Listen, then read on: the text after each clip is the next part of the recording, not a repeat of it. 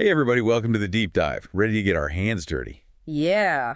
Sounds like we're going deep into the world of troubleshooting I today. got it. We've got a whole pile of really practical sources all about troubleshooting industrial instruments. Technician focused. Exactly. Stuff that can help you, the listener, actually get better at finding and fixing problems out there in the real world. So it's like we're building a toolkit together, not just with like technical knowledge, but also strategies and mental models. Mental models, yeah. The kind of things that save you time and frustration when something inevitably goes wrong. You're right, because you know it's going to happen right. And when it does, we want you to feel that satisfying aha Got it. when you nail down what's causing the problem. Speaking of things going wrong, one of the things that stood out to me from these sources was this whole idea of the bathtub curve. Oh, yeah, the bathtub curve of instrument failure. Classic. I've heard the term before. I'm not sure I could explain it, though. Oh, okay, yeah. Well, picture a bathtub, right? Okay, I got the bathtub. So that steep slope at the beginning, that's the infant mortality phase. These are those early failures that sometimes happen right after you install a new instrument. Then it kind of flattens out, representing the useful life phase. Ah. Things are generally reliable there, but then that slope goes back up at the end, right? Yeah, at the far end. That's when you get into the wear-out phase, where failures become more and more likely just because of age and all the use it's gotten. Okay, that makes sense. So it's basically a visual way to kind of understand how the chances of something breaking change over time. But, like, how does knowing that help you on the job? Well, let's say you have this brand new flow transmitter that's giving you crazy readings, right? Knowing about the bathtub curve, your first thought might be, okay, maybe it's a manufacturing defect, or maybe I messed up the installation somehow. It's a new thing, so those be likely. Yeah, exactly. But what if it's an older transmitter that's been working fine for years and suddenly it starts acting up? Then wear and tear become the prime suspects. See how it helps you focus your troubleshooting efforts? So you're not wasting time looking in the wrong places. Exactly. Plus, your sources go deeper than that. They point out that different types of instruments have different shaped bathtubs. Oh, interesting. So it's not like a one-size-fits-all kind of thing. Right. A complex piece of equipment like a PLC might have a longer infant mortality phase because of all the software and configuration involved. So you got to be extra careful during that initial period. Yeah. But a simple mechanical pressure gauge might be pretty reliable right out of the box. It's all about understanding those subtle differences to adjust your approach. Makes a lot of sense. Now, the sources also talk about different ways to think about or categorize the failures themselves. They mention overt versus covert failures. What is that all about? Okay, yeah. So an overt failure is pretty straightforward. Think about a light bulb burning out. It's obvious, right? Immediately noticeable. You know something's wrong. A covert failure is sneakier. Ah, so that's like the silent but deadly type. Yeah, exactly. Like a slow leak in a pipe. Or maybe a subtle drift in a sensor's readings. Hard to spot, but they can cause big problems down the road if you don't catch them. And so that's why they emphasize things like thorough inspections and regular testing, right? You can't just wait for something to blow up. You gotta be proactive. Gotta find those hidden issues before they become big problems. So it's all about prevention. Now, what about directed failure states? I don't even know what that means. Sounds kind of scary. It's actually a really good thing. Imagine you have a pressure relief valve on a tank. Right. If the pressure gets too high, the valve is designed to open up. Right. Got to release that pressure. Exactly. Prevents an explosion. That's a directed failure state. So the system is designed to fail in a way that's safe. It's intentional. Precisely. Another example is a fail-close valve. If there's a power outage, the valve automatically closes. It's like a built-in safety net. So you're anticipating problems and guiding them toward the least harmful outcome. Makes sense. Now let's talk about troubleshooting frameworks. They seem to be a big part of becoming a more efficient troubleshooter. They are. Think about it. You're faced with a really complicated problem, a control loop that's just behaving erratically. Where do you even start? It can be overwhelming. Troubleshooting frameworks give you a structure, help you break the problem down into manageable steps. So instead of just randomly poking around, you've got a plan. Exactly. There are frameworks designed for specific instruments or systems like flow meter troubleshooting charts. And then there are more general logical frameworks that you can apply to lots of situations. Can you give me an example of a general one? Yeah. One common framework starts with defining the problem. What's happening? What are the symptoms? Then you gather information, check the documentation, talk to the operators, inspect the equipment. Get all the clues you can.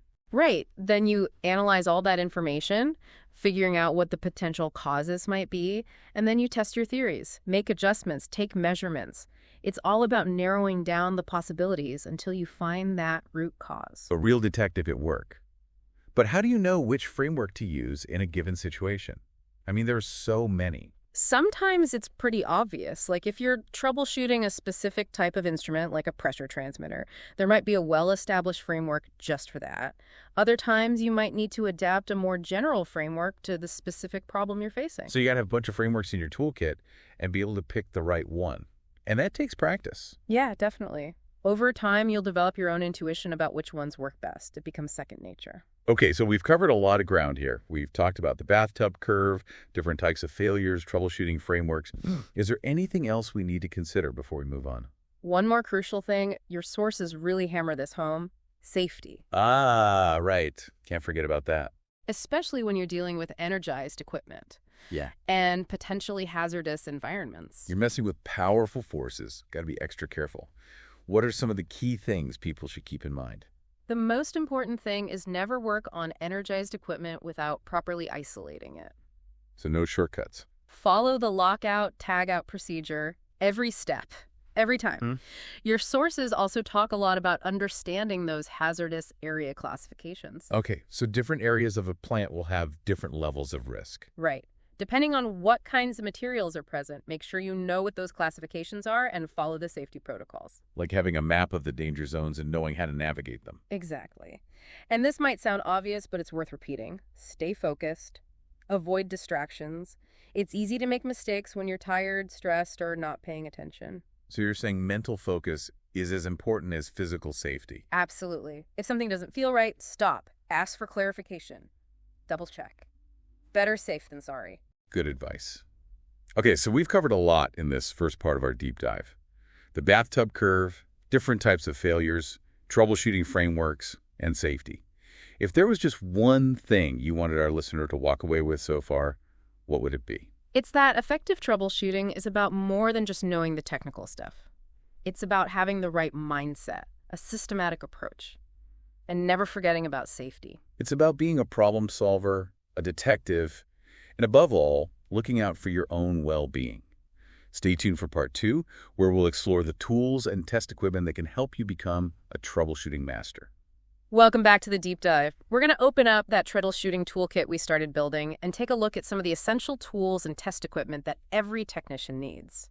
I'm ready for some gadget talk, but before we get into specifics, can you talk a bit about the general philosophy behind using tools and test equipment? What are some things to keep in mind? It's not about having like the most expensive or the fanciest gadgets or the biggest toolbox for that matter. Right. It's about having the right tool for the job. Exactly. And knowing how to use it properly and safely. You wouldn't try to tighten a screw with a hammer, would you? Definitely not. So always make sure your test equipment is calibrated and in good condition. A bad meter can lead to false readings and misdiagnoses. And a lot of wasted time chasing down the wrong problems. Exactly. And another important principle: understanding the difference between contact type and non-contact type test equipment. Can you explain that a bit more? Sure. Contact type instruments are things like multimeters and voltage probes. They require you to actually physically touch the circuit or the device that you're testing. Which makes sense for a lot of situations. Yeah, but sometimes it's not ideal or even safe. For example, if you're working on high voltage stuff, direct contact could be dangerous. Right. Or if you're dealing with really sensitive electronics, you might risk damaging them with a probe. Okay, so that's where the non-contact stuff comes in. Yeah. Non-contact instruments, things like clamp-on ammeters or magnetic field detectors, allow you to measure without actually touching the circuit. It can be a lot safer, and sometimes you don't want to interrupt the circuit's operation. You're just observing without interfering. Right. Now let's look at some specific types of test equipment that your sources mentioned. Okay, let's get specific. They talk a lot about the multimeter. It's like that all-purpose tool for electrical troubleshooting. Yeah, I think almost anyone who's worked with electricity has used one at some point. What are some tips for using it effectively? Well, first off, make sure you're using the right function. Voltage, current, resistance, all that. Right, and the right range for whatever it is you're measuring. It's easy to get a reading that doesn't make any sense if you have it set wrong. It's like trying to measure temperature with a ruler. The units just don't match. Exactly. You also got to be aware of the limitations of your meter. Some are better for certain types of measurements than others. For instance, if you're working with high-frequency signals, you need a meter with a high bandwidth. So again, it's knowing your tool and what it's good for. Now, your sources also talk about oscilloscopes. Ah, yes. They're more specialized but really powerful tools for troubleshooting electronic circuits. I mostly see them in labs and stuff. How are they useful for industrial troubleshooting? An oscilloscope lets you see electrical signals, like over time. Kind of like a graph. Yeah, exactly. It's like having this window into the inner workings of a circuit. You can see the shape of the signals, the frequency, the amplitude. That helps you diagnose all sorts of problems like noise, interference, timing issues, even component failures. It's like having X-ray vision for circuits. Exactly. Your sources give some specific examples that might be relevant to our listeners. You can use a scope to analyze the output of a sensor, making sure it's a clean and stable signal, or you can check for voltage drops or spikes that might be messing things up in a control loop. That's cool. Okay, let's shift gears a bit. Your sources have a bunch of these real-world troubleshooting scenarios, right? Yeah, they do. I like those. Me too. They're great for illustrating how this stuff actually works out in the field. Right. So one of the scenarios talks about this sluggish pneumatic flow transmitter. The signal is really slow to respond to flow changes. What would you do if you were faced with that problem? First things first. Gather information. Talk to the operators, understand when the problem started, check the documentation, that kind of thing. Then start with the basics. Check the air supply. Pneumatic systems need clean, dry air. Is there enough pressure? Are the filters clean? Any signs of moisture or contamination? Got it. So start with the foundation of the system. Exactly.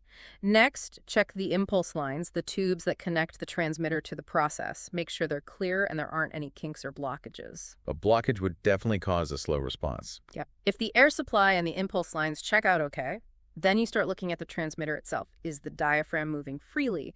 Is the nozzle clean? Is the damping set correctly? So it's a process of elimination. Right. You start with the most likely causes and work your way down. But here's a really important point, and your sources stress this. Don't jump to conclusions. Just because a transmitter is showing symptoms, it doesn't automatically mean it's the problem. It could be something in the process, like a restriction in the piping or a change in the fluid density. So you got to keep the big picture in mind. Don't get too focused on one component. Right. Now let's look at another scenario. This one is about a computer-based analyzer that keeps resetting for no apparent reason. Oh man, intermittent problems are the worst. They're so hard to track down. What's the first step there? It's the same as with the flow transmitter. Gather information. Talk to the operators, see if there's a pattern to the resets, and check the analyzer's logs. Most analyzers these days have built-in diagnostics that can tell you a lot. It's like they have their own black box. Yeah.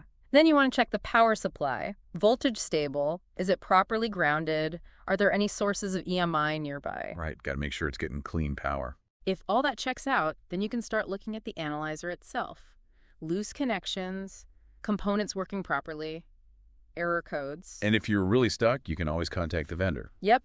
They often have specialized tools and knowledge bases that can be super helpful. So these scenarios really highlight the importance of being systematic, thorough, and maybe even a little bit creative in your thinking. Exactly.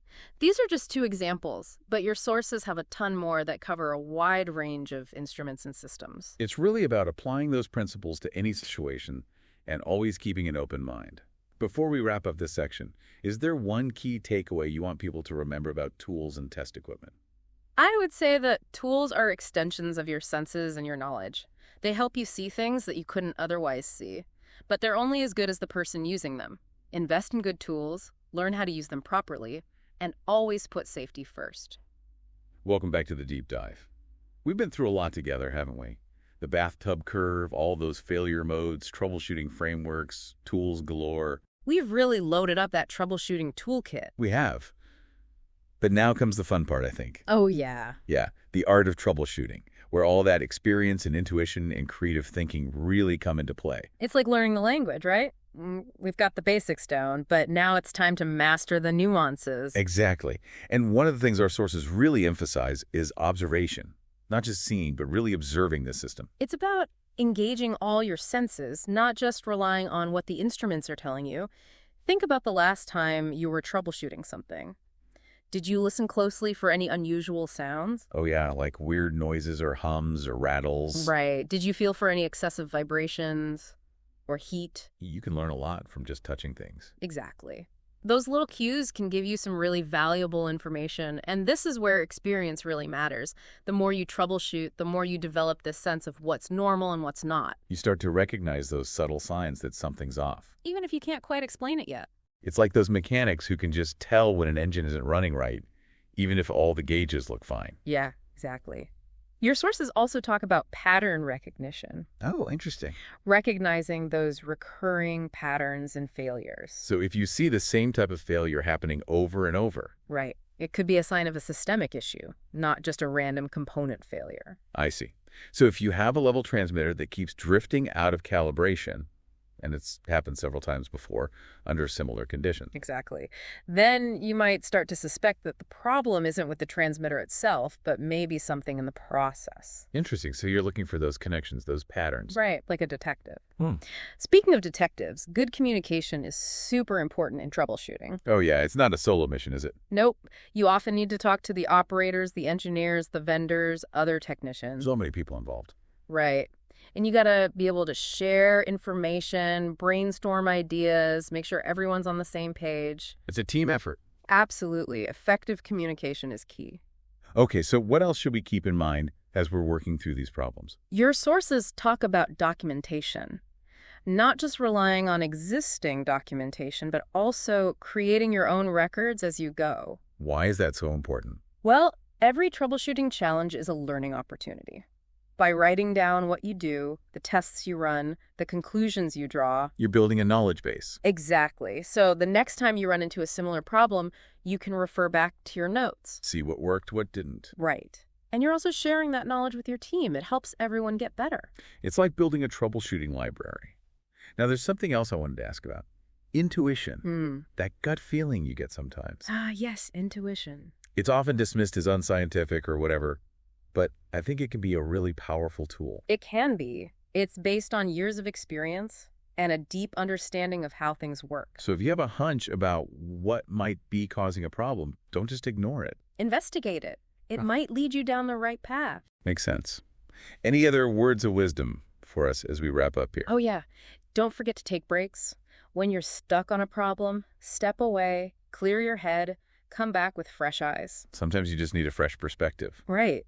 And talk to people, bounce ideas around. Sometimes just explaining the problem out loud can help you see it in a new way. I love those moments. You're talking it through and suddenly you're like, oh, that's it. Exactly. And finally, have fun. I know troubleshooting can be frustrating, but it's also really rewarding. It's like solving a puzzle. That feeling when you finally figure it out, Yeah. there's nothing quite like it. No, there's not. But as we wrap up this deep dive, what's the one thing you want our listeners to take away from all of this? Troubleshooting is more than just a set of skills. It's a mindset.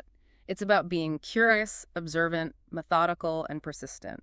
And most importantly, it's about having the confidence to tackle any problem, knowing that you can solve it. Well said. This has been a fascinating journey into the world of troubleshooting. We've learned so much. And remember, the learning never stops.